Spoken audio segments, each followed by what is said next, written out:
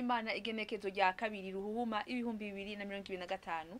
Ejo mu gitondo hategekanywa ikirere kirimwo ibicu vyinshi mu ntara nyinshi zigize igihugu cacu kiretse mu ntara za Ruyigi, Karusi, Cankuzo, Muyinga na Kirundo aho hazokwaka izuba hacemwo n'ibicu bikeye.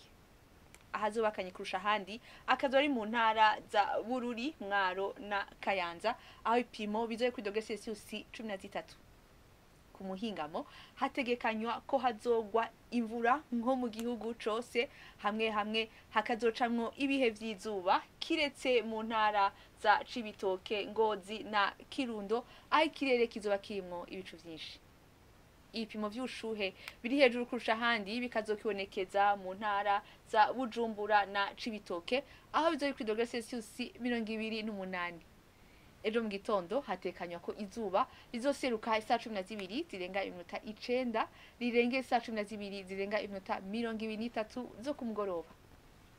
Akaba ari ngagarukiye amakuru atekanya ikirere yo kuri w'Imana mwateguriwe n'ikigo kijejwe ibirere ca Ijebu. Yari Fiona Tyoginka ayibashikirije. Joro ryiza.